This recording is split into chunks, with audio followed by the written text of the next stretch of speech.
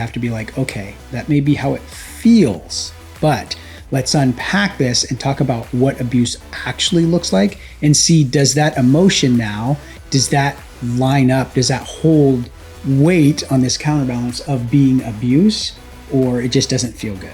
Honorable cause, right? Execution might be off. Oh, yeah. Okay. Off. You guys are getting this is real life. Yeah. I mean, we are professionals in this space, but we still need to work on things. We still use these tools that we're suggesting.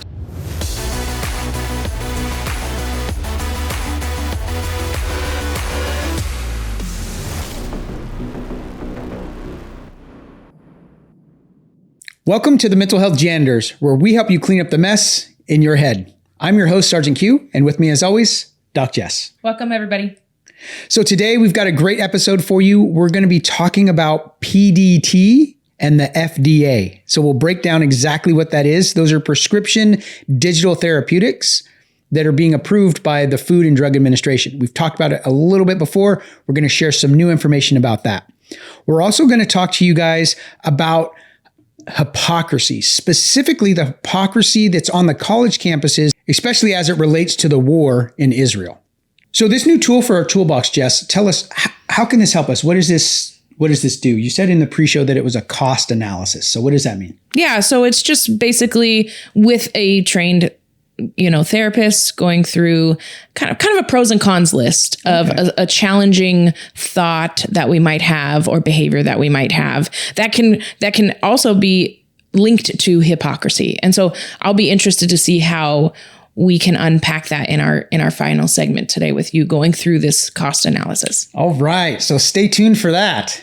All right. So when we talk about PDTs, these are the Prescription Digital Therapeutics.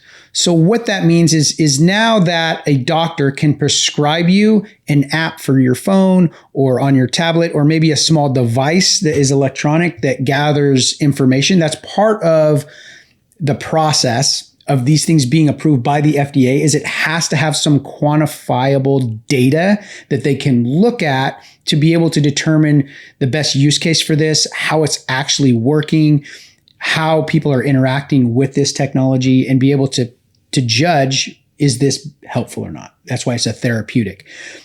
So we're going to talk about a few of these things that are coming out in the marketplace. Number one is called Endeavor RX. So this is an immersive game for children living with ADHD. It targets areas of the brain to improve ADHD-related symptoms and focus. And so I have actually seen this in use at the HTL conference this year. I watched as they put this on someone who struggles with ADHD and someone who didn't. And you could see how the different areas of the brain would light up, and actually not light up, but slow down as they're going through this very simple game. Now, it's designed for kids.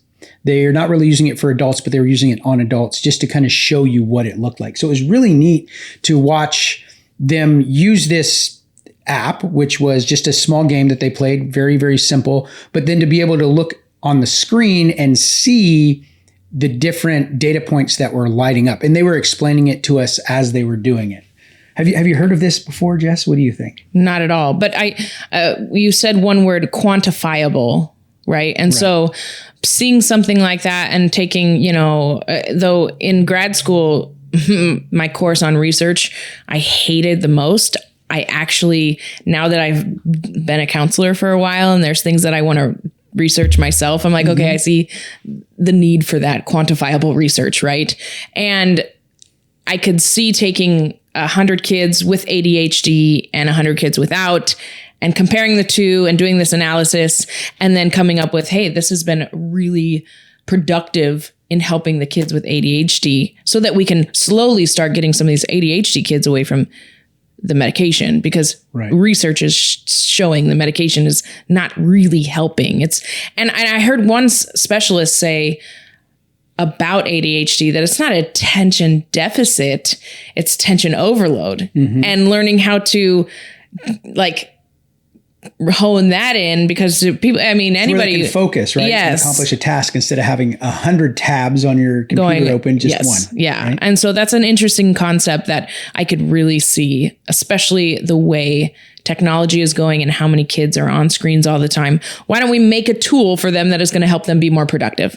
I like the idea. And this was a game that they would play once or twice a day, or if they were getting into that overactive state, they could play it and bring themselves back to center, be a little bit more calm, and then be able to have their parents reportedly are able to have a better, I wouldn't say better, but a more productive conversation with them about whatever that task they wanted to have done, because they could focus in after they played this game for a few minutes. So it's really cool to see this stuff emerging.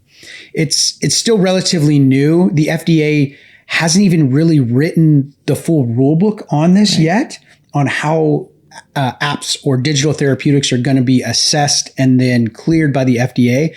They're putting a panel together right now in 2024 to discuss this and write the rules. And I'm one of the people who applied to be on that panel to discuss what the rules should look like for any digital therapeutic that's going to be used or cleared by the FDA. So I'm hopefully I'll get selected and be able to be part of that conversation, part of that process to bring these new digital therapeutics to the forefront where insurance can cover it and they can really start helping people. Yeah. Another one is called nightwear.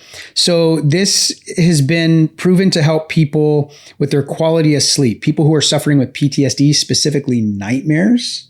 So it's a small wearable device, as where the other one was a game you interact with. This is a small wearable device that will send an impulse that will disturb that nightmare, because it can tell when you're getting into that nightmare by the way your brain waves are operating. They can tell when you're getting into a nightmare. And this device can stop the nightmare without waking you up. That's the goal. So for me, when I start to have a nightmare, my wife can tell, she'll wake me up and it brings me out of that. But then I still have that cortisol in my system and now I'm awake and I have to try and go back to sleep. So it makes for a really rough night's sleep. Yeah, it's interesting that you brought that one up, Aaron, because I was struggling really bad with night terrors. And when I met you in 2015, that's one thing that I specifically remember you helping me with was you told me you would fall asleep holding hands with Holly, right, his wife. And so she could, when she noticed you starting to have a night terror, she could gently squeeze your hand. Because that's one of the scariest things about a night terror is you're stuck in it. Right. And in the nightmare, you're stuck in it. And that's one of the scariest parts of it. And so yes, I would rather have somebody physically wake me up to get out of that nightmare. But the process of falling back to sleep afterwards is horrendous. Yes. Not to mention all the then secondary side effects, negative side effects of not having a good night's sleep and then having that nightmare on the forefront of your mind then for days. And I can just imagine having that nightmare start, and if this actually works, stopping it before it gets too bad and being able to sleep through it, because you'll probably wake up not even remembering that had it. That's cool. Yeah. So very excited to see how this progresses. This is going to be a game changer for a lot of people. Super excited. They use service dogs to do that too. I had a service dog that did it. Yeah, that would wake you up. Yeah, but it would wake you up. The other really cool one that they're starting, and this is a little bit different, is they're using an app that is a CBT, so cognitive behavioral therapy, which we talk about a lot. And this one is to reduce the severity of IBS symptoms. Oh. Yeah, so right, I was surprised on that one. There's not a lot out there about that, but that's one of the ones that's going through that's been approved, actually. It's called MAHANA, so Mahana, IBS. And it's CBT that's supposed to reduce the symptoms, the severity of the symptoms for IBS, which is irritable bowel syndrome. So that is something I was surprised at, just like you were. Yeah. Like, oh, that's different. So these things are coming in 2024. You're going to hear us talk a lot about these things as they get approved by the FDA. And especially if I get into that process, I'll share my journey with you guys. So that's our new advancement, are these PDTs, these prescription digital therapeutics. And you're going to see a lot of these come up because this is just the age we live in. So if you like the Mental Health Janitors, you're going to hear a lot about this cutting edge technology that's coming out. All right, Jess, let's talk about what is happening on these college campuses. So we mentioned this a few weeks ago when we talked about the war in Israel and how Hamas had attacked and all of these things that were happening. And then we saw protests, these pro-Hamas protests happening on college campuses, and how the Jewish students were feeling very unsafe. And I mentioned then that this was going to become a big problem, and it definitely has. Have you seen any of this on the news? No, it's one of my coping mechanisms for my PTSD is I stay very far away from news. And, there hopefully will come a time where I should get back into it, but it's not right now. And so a lot of my news I get is with you two when we're prepping for our show. And so I was a little shocked and blown away by some of the things that you guys were talking about is going on. Yeah, so there's been a lot of these anti-Semitic, pro-Hamas, pro-Palestine protests that are happening. Student leadership is getting involved where they're writing these big, papers or dissertations or these statements really that, hey, this college campus stands with Palestine and with the Hamas as they're slaughtering all these innocent Jewish people. And so there's all of this stuff that's coming out, and it's really kind of been done in secret, kind of behind the scenes. Well, there's a group now that has taken that and brought it to the forefront. And that's the video that I watched this weekend, was now people are exposing the hypocrisy that's on these college campuses. So they're supposed to be a safe, inclusive environment for everybody to have free thoughts and ideas and be able to be educated safely. It's supposed to be this bastion of equality. And what we're seeing is the exact opposite. And it has to do with this very, very progressive mindset where they somehow feel like they have the moral high ground. So anything that they say or do doesn't have consequence. But they're finding out very quickly that it does have consequence, and they don't like it very much when the light is shined on them. So I'm going to show you this video, and we'll discuss it and see what you think. And I haven't seen the video yet. So. Yeah. So here we go. Here's the video. A professor posting a photo of a truck driving around campus showing photos of some of the students who signed the statement. The message it brings, a sign of the tension here on campus. Wow. Harvard hates Jews. I am a Jew. It's kind of crazy. I'm one as well. It's not a fun time to be a Jew on a college campus, is it? No, it's definitely not. It's a very hard time. Can I help you? Q. You're hitting the vehicle? This is violent. Could we pay you to leave? Not a chance. You need to get the hell out of here. This is evil. It's evil. It's evil. Yeah, it is. And guess what? I got to cover it up.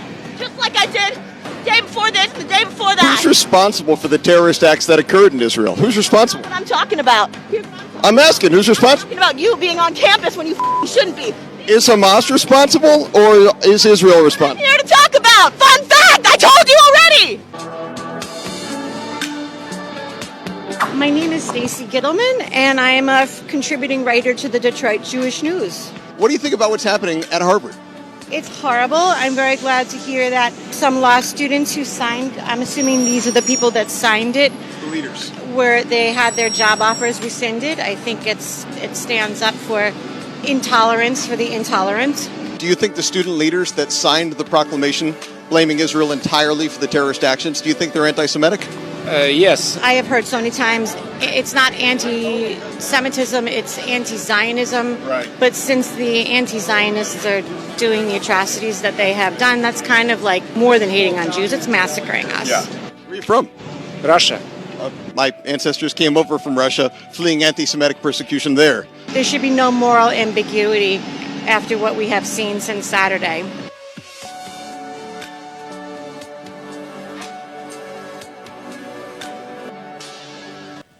So that's a short version of a much longer video that showed more of those interviews of that lady, like more of those student leaders coming out and seeing their face on this billboard that shows the declaration that they signed that blaming Israel for the terrorist attacks that happened. And Yeah. Well, and talk about triggering for a veteran. Yeah. That's crazy. So the hypocrisy portion of it is that these college campuses are supposed to be a safe place for people to come and have ideas and share and try to uplift every culture, and not college campuses are a place that you can build on these ideals to make the world a better place for everyone. And here they are blaming now the victim of this terrorist attack for the massacre that happened. And it lends itself to this hypocrisy that we see with this mindset that if you have the perceived moral high ground, that anything you say or do is acceptable. Yeah. It's like the ends justify the means, right? It's because they perceive they have the moral high ground. Anything they say or do is okay. Yeah. Acceptable. Yeah. Well, and the hypocrisy definition we were talking about before in our pre-show of it being a form of projection. And I don't know if for some of our listeners or watchers that are on, study any kind of mental health or counseling or self-help on Pinterest or things like that, the word projection comes, how do you tell if you're projecting? And so that's kind of a trigger word or a common phrase. And hypocrisy is a form of projection. Really, it's a defense mechanism to avoid personal responsibility and to gain control over a situation without admitting any wrongdoing. Yeah, that's exactly the definition. That's exactly right. Yeah. They assume this moral high ground so they don't have to have any responsibility. And so by them having this emotional response and signing this declaration and putting it out there, not thinking it's going to have any consequences. And then it has immediate consequences where they've had job offers rescinded, they've had their positions, they've been removed from positions of leadership on campus, and the whole world is seeing them for who they are, for that hypocrisy that's being put out. It's really, really effective at getting them to maybe change their behavior. Maybe not. Maybe they'll just dig in harder, but maybe they will change when they see that not everybody agrees with them. Yeah. One of the other things that I thought was really interesting when I did some research on hypocrisy, and which is what I believe that the root of this is, it's the hypocrisy of the situation where they want to claim the moral high ground and protect the innocent, but they're doing it at the expense of the victim. So hypocrisy can be very lonely. And this is what these people are experiencing now, now that there's consequences attached to their actions. This is what I found. It says, finally, remember that people have a difficult time trusting or having compassion for hypocrites. Others are likely to forgive you for making a mistake, but they have a harder time forgiving someone who refuses to admit they have made a mistake. So instead of being afraid to show your human side, embrace it.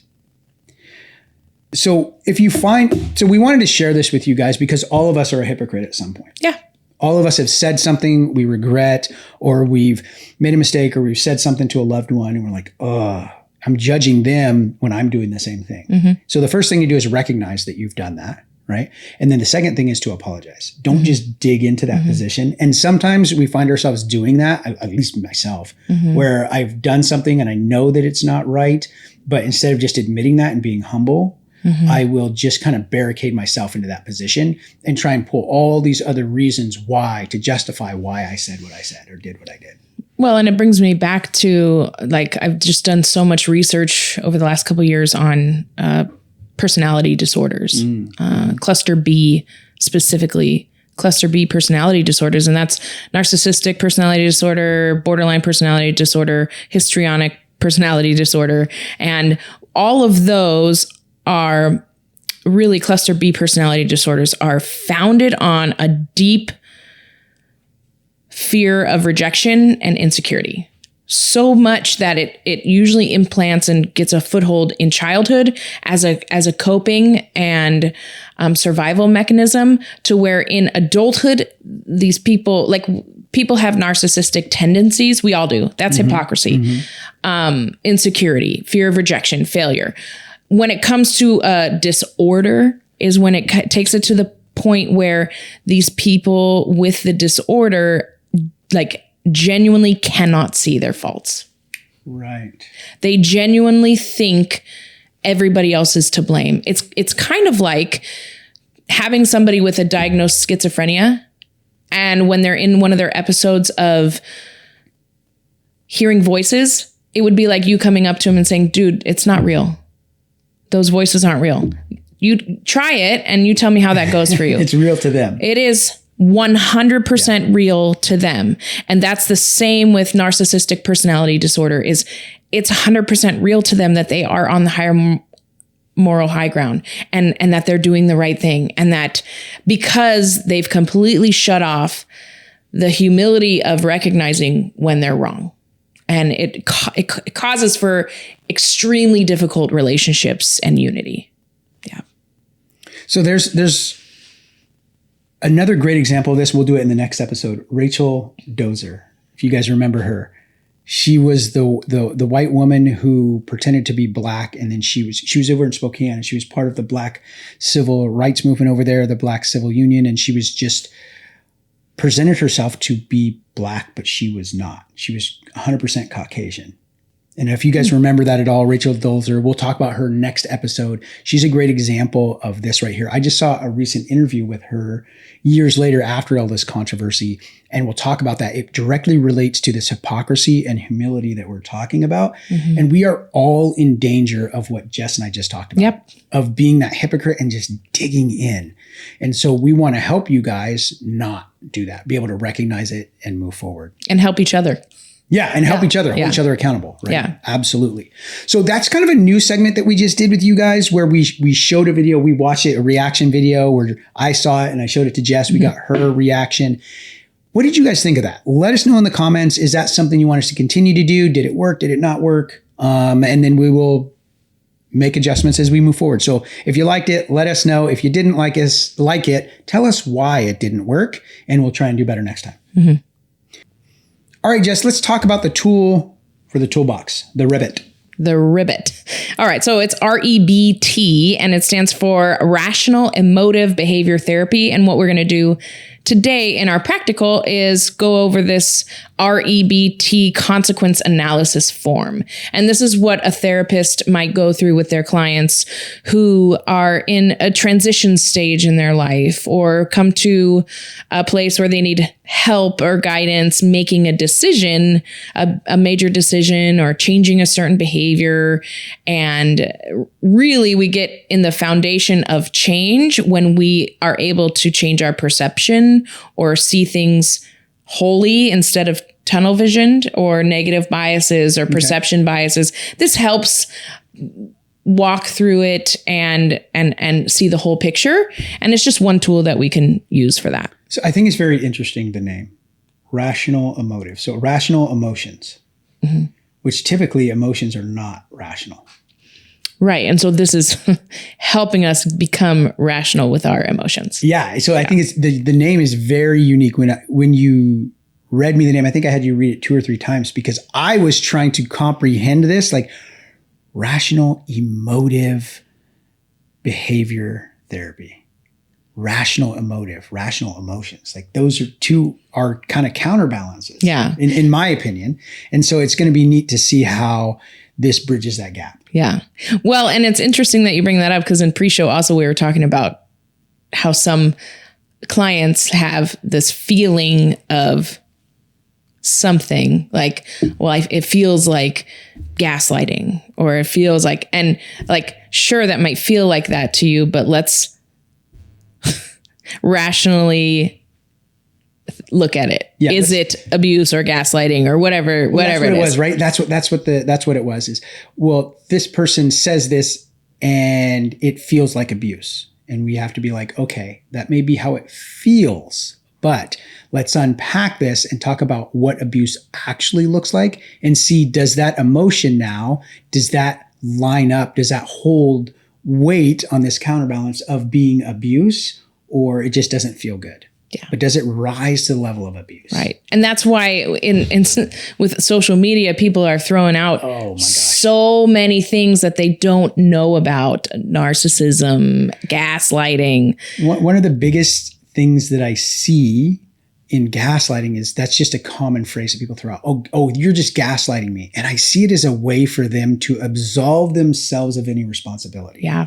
Which there is true gaslighting that happens. There are people that do this and it's terrible, but I think it gets overused a lot now because it's come this buzzword that people now throw out to try and absolve themselves. Like that's their defense. I don't have to now be accountable for anything I said or did because you're just gaslighting me. Yeah. And that's their shield to put up that absolves them from any wrongdoing. Right. And so we see this happen, especially when you work in the space that we work in now. You see these things happen. And I look at social media totally different now that I've been researching the brain and understand how these things happen. So, all right, enough on that. Let's get into our REBT consequence analysis form. And this will be available for you guys on our website. All of these resources that we talk about here, we create, and they are on our website for you guys to download. Most of them have a small charge, like 99 cents, but there are some that are totally free that you guys can just pick up and utilize. But there is a cost associated to some of this stuff. It's like 99 cents, totally worth it. All right, Jess, let's get into it. Yeah. And right before we get into our practical, I just want to touch on, and as Casey puts the form up, we can just look at it together. The target is what's the issue or problem that you want to think about? And we want to think there about our values. Okay. And then we're going to then go down to our short-term consequences. So what's the benefit, gains, pleasures, comforts? What's the costs or the damages? And then the next box is going to be long-term consequences. So the benefits and then the costs in the long term. And then with considering the best long-term solution. And so as we go through this, you'll see how it works. Okay. All right. Well, then I guess we're just going to go right into our practical application, our little mini session, and use this form. Is that what we're going to do? Yeah. All right. 50% of Americans say that they or a loved one have suffered from mental health crisis. Together, we can change all that. Introducing Q Actual, a revolutionary new peer-to-peer based mobile application. Personalized to fit your lifestyle, with pinpoint GPS location in times of emergency. Connecting you to your care provider. With Q Actual, we will move you forward. Download Q Actual now and visit qactual.com. All right, Aaron, are you ready? I'm never ready for these things. Okay. And so we're going to walk through this REBT consequence analysis form. So the first question I'm going to ask you, and this is the target portion, okay? What is the issue, problem, behavior that you want to think about today? This is something I'm literally dealing with right now. I want to be able to more effectively communicate with my wife that I love her and value her, because there is a disconnect with the way I'm communicating right now, and I don't understand really what I'm doing wrong. So I'm trying to find resources and get help to be able to more effectively communicate. Okay. And how does that target align with your goals and values? Well, I'm always trying to improve myself. I'm really big on self-improvement and self-growth. And so I'm always reading books, reading studies, learning, trying new things, trying to grow as an individual. So this is just one more area that I need to really focus on, because I kind of grow in all areas. But in my marriage, I really want to focus specifically on this portion because I think it's suffering. And why do you want to effectively communicate with your wife so she knows that she's valued and loved? Because she's the person that I spend the most time with. She's the person that I care the most about. And so she's the most valuable person in my life.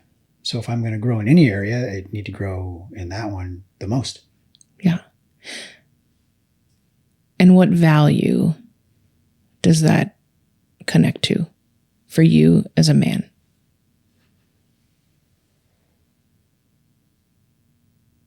I want to be able to care for my wife, and that means to take care of her more than just financially, but emotionally, spiritually. I want her to be, mentally healthy. And I think that if I become better at effectively communicating, it will help that instead of hinder it. And I think right now I'm hindering it, not on purpose, but because I don't know what I'm doing. So I need help. So being able to care for my wife, to be able to be a provider, I think is I want to be able to provide good mental health for my wife. So it sounds to me like the core value connected to why you want to be able to provide for and protect your wife is because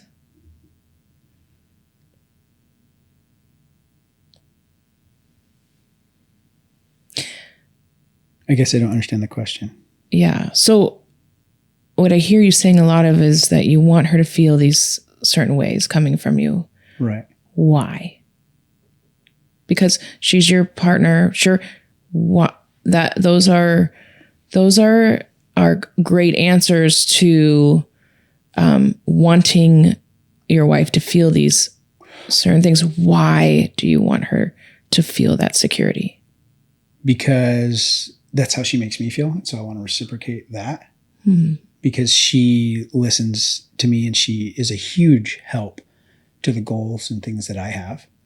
And so I want to be able to do that same thing for her, because I know how good that feels when somebody is kind of your cheerleader and in your corner and working hard to help you. And I want to be able to do that same thing. It doesn't come natural to me. And so that's why I need help with it. Yeah. Okay. That's really good. Okay. So the next part of our analysis form is going to be going over short-term consequences. So if we think about the benefits of not the non-effective communication in the moment, we were talking, and for the sense of time, we were talking a little bit and preparing for this, that you try to rationalize her emotions. Right. Okay. So what are the benefits for you to rationalizing those emotions? Because if I can rationalize it and I can find out, how I see it is that she has an emotion happens. And then out of that emotion, there is a reaction or a consequence. Because I say something and it causes her to feel unloved, and then she acts out or she says something or it causes a fight. And so I am less concerned about the emotion. I want to know why the emotion happened. So there's a thought or a feeling or a sight or a sound or a smell. Emotions just don't happen by accident. Something causes that emotion to come up. And if I can find out, I try to rationalize it. Okay, you're feeling unloved. Why? What did I say? What did I do? Did I leave a towel on the floor? Like, what is it? What was the action that caused the emotion to come up? And if I can find out what that action is, for any emotion, good or bad, I can either do more of that to make her feel more loved, or avoid those things so I don't cause an issue. And so I try to rationalize that emotion and find out why it came up. Because for me, then I use a scientific method to be able to create a decision tree to make better decisions in the future based on the output that's happening. So I build, measure, learn. Okay, that emotion came up because I did this thing. And so let's not do that thing. Put that in the don't do anymore, don't say anymore category. And if I can find that information, then I can make better decisions in the future. But I'm not really good at communicating that to my wife. That causes a lot of friction. And so I need to be better, I think, at just understanding the emotion, which I don't honestly know how. Okay. Yeah. And so what it sounds like you're saying is, when you observe your wife feeling an emotion and then she responds or reacts to that emotion, you want to find out why that emotion occurred so that you can fix it. Right. Okay. Well, prevent it, I guess. Prevent it? Prevent from doing that again. Okay. Honorable cause, right?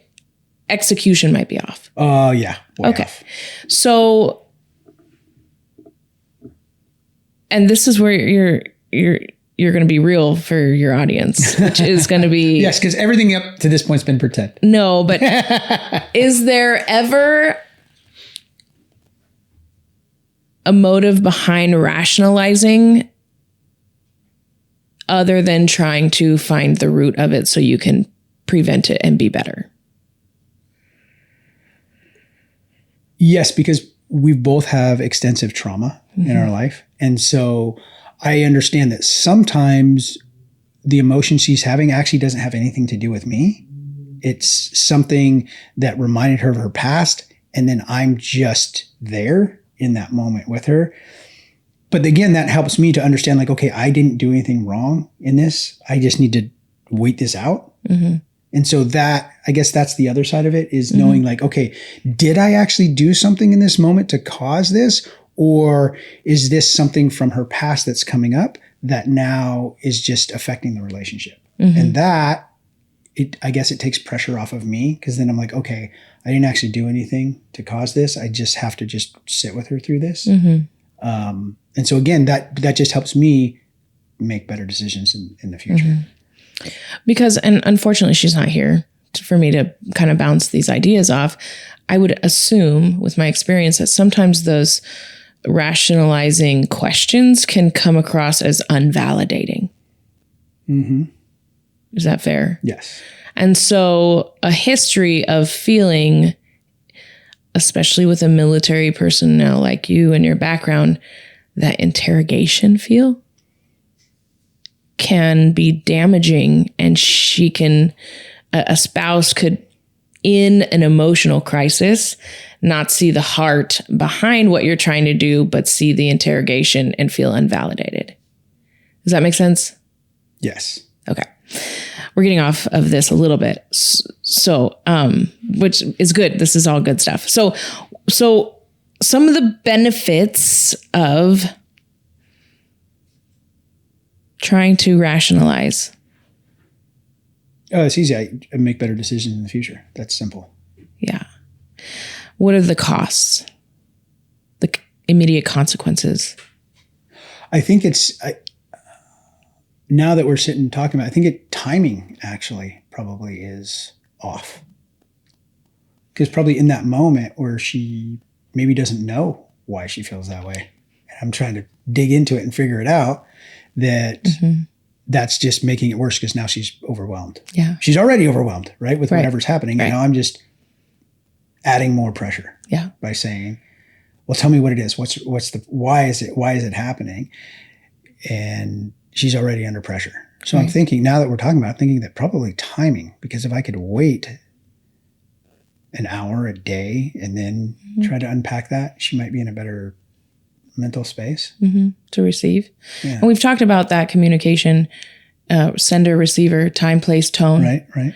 Defend, deflect, deny. If it's not the right time, the right place, or with the right tone, she's going, especially in an emotional crisis, she's going to defend, deflect, or deny. So then, okay, great. What is the action plan? What do I do in that moment then? When that's happening, I need some, like, what do I execute on? What do I do? Sure. There's tons of things you can try and see what works best for her. Give me your top two. And it could be, with one of my clients, one thing that we do and role play is with his wife. He has anger management issues, and when he gets frustrated, he hurts her with his tone. And so when he starts to feel that frustration or irritation come up, he says, I'm feeling frustrated. I don't want to hurt you. Can I have 15 minutes?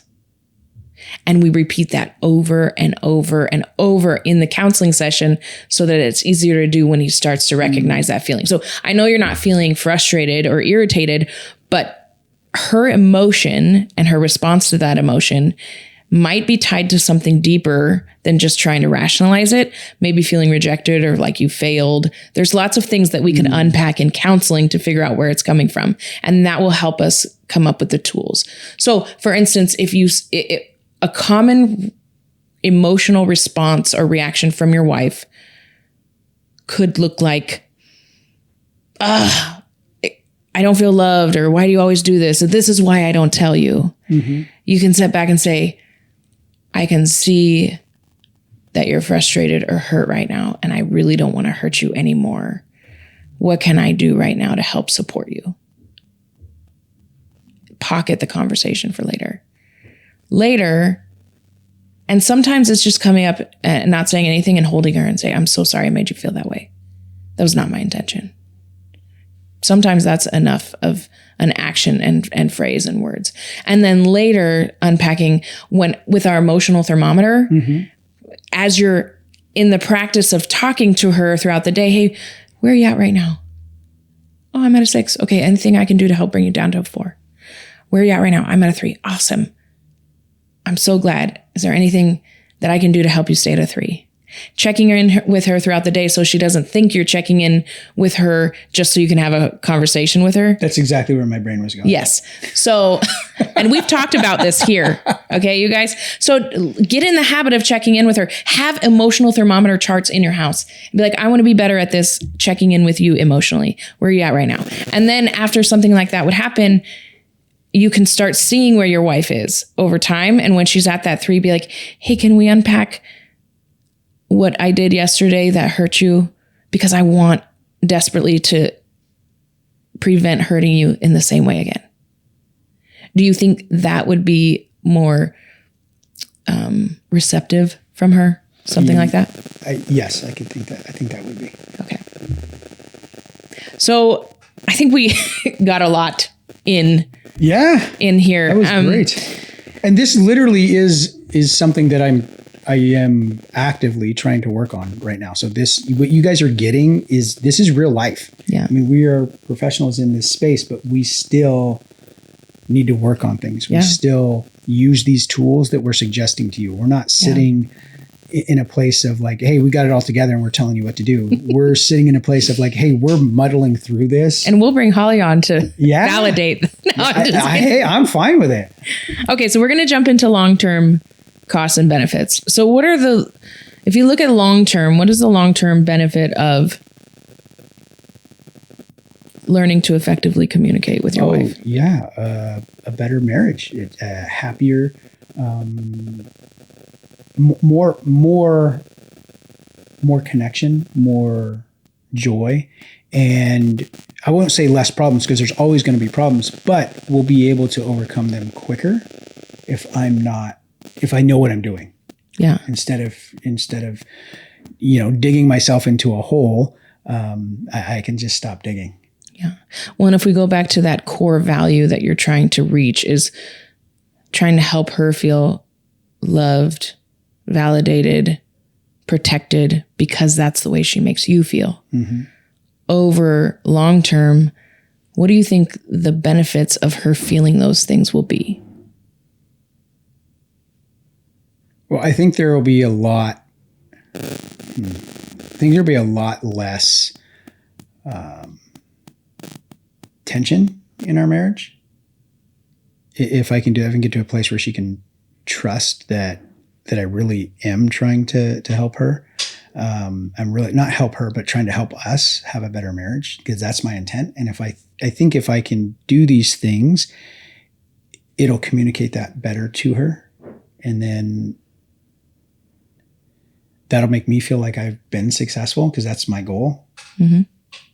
Yeah. So over a long term, I think that's where I'm at with it. Yeah, that's good. It's great. And that is really best long-term solution, considering both the short term and the long term. The best possible outcome, and correct me if I'm wrong, is that in 5 years from now, your wife feels safe and secure in how you handle her emotional responses. And therefore, she's able to put more of her energy into being successful other places. Is that fair? Yeah, absolutely. Okay, cool. Well, we'll pick up. No. All right, you guys. Well, that is it for us here at the Mental Health Janitors. We have talked about a lot. And so Casey's probably going to have to edit a bunch of this stuff out to make the time requirement. We have talked about the new advancements of the PDT, the Prescription Digital Therapeutics. We've also talked about hypocrisy when it comes to our mindset, what we're seeing right now with this Palestine-Israeli conflict on campuses here in the US, and the hypocrisy around that, and how we can avoid that hypocrisy mindset. We've also talked about REBT, this REBT. What is it? REBT. This REBT. Rational Emotive Behavior Therapy. Right. And then you guys got to see that in play, and we'll have the worksheet available for you guys on our website. So go check it out, download it, and utilize it. It's going to be a game changer for you. So for the Mental Health Janitors, I'm Sgt Q. And I'm Doc Jess. And we're out.